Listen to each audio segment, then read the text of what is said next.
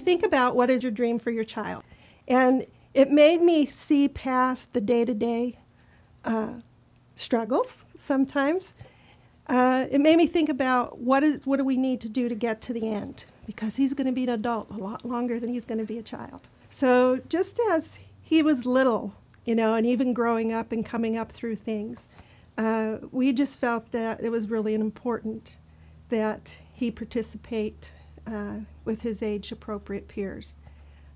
Sometimes the school districts weren't really in favor of that, but after I explained to them, you know, that this is what he's going to need, he's not going to, I don't want him to have a life separate and segregated from everybody else. If his education happens within the classroom, that's where it needs to happen. And they said, but he's not, you know, he'll be around other children and they're not doing the same thing as him. And I said, that's perfect, because what job do you have that you're doing the same exact work that you're doing next to you, unless you're on an assembly line? You know, and I said, I can't imagine Kyle being on an assembly line. I said, so if he starts something and he finishes it and he stays on task, that's teaching him a skill he'll have for the rest of his life. A lot of times the teachers don't realize how many opportunities there are for young adults to experience the world and be independent in their communities. And so really helping educate the teacher about what your family's goals are for your child, and also what is happening out there and what is innovative and cutting edge. So if we can get them up to speed about all of the things that you hope for your child, maybe that will help the teacher in terms of what they understand is possible. We also used a process with Kyle called person-centered planning, and we started that when he was about 8. And the thing that made me look at that was pretty much being more intentional about circles of support in his life, friends, age-appropriate peers, and trying to be more intentional about that. We sent out invitations to the families and asked them, you know, we're putting together a circle of support for Kyle, and asked if they would like to be a part of that. And they weren't quite sure what that meant, you know. Michelle, you got cancer or something, or is something wrong, you know? And I said, you know, I don't have, you know, I said, but this is something that we need to do for Kyle, to be intentional about his friendships. He may not always be able to pick up the phone and call you on the phone and invite you over, but we would like to, you know, try to have some sleepovers and some dinners over and work on that. And they were all in agreement of it. And they were support for me, too. So that worked out really well. And so when Kyle went into middle school, those friends were still there.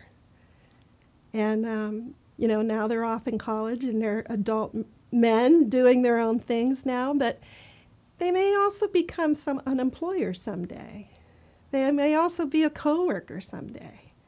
So it's good to set up those friendships. What we see is a lot of times it's not the disability that's hindering their independence. It's actually just not being exposed to real life situations where they get to make some choices and make mistakes, and then also learn from those mistakes and see good examples of how to move forward and become more independent. And what else do we need in the out of the refrigerator?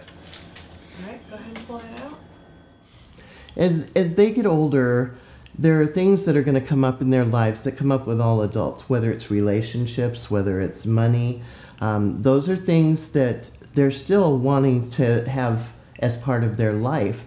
If they can learn how to take care of a checkbook, or getting like a Visa card or a debit card for them to start trying to help them track what money is, what it's for, how it's spent. That's one of the things that you would have to do, is paying your bills on time.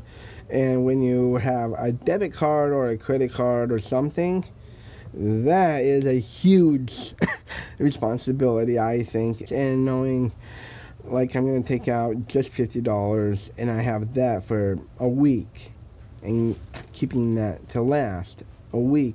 And if you didn't and you still had to pay your bills on time, you wouldn't have enough to pay your bills. Can you help? Charles, the napkins in the package is what you need. It's important for people to learn work ethic early on as they possibly can, and the satisfaction of contributing. And then it's also important for them to earn a wage and understand that their work is valuable just like everybody else's. If we set our kids up to be separate and segregated, then that's what they learn. But if we teach them how they can cope and be side by side, and learn how to get through those hard times, and learn to celebrate in the successful times, then they can be the adult they dream to be.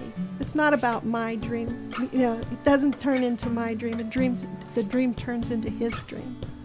Once they become adults and you have put some of these plans in place for them and made sure they're prepared for some of this stuff, life can be absolutely amazing. They can really surprise you as to how much they can accomplish.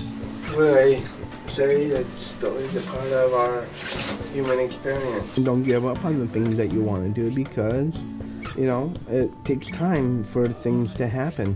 Doesn't matter what color, what race, what culture you are. As long as you are a person, you can do anything.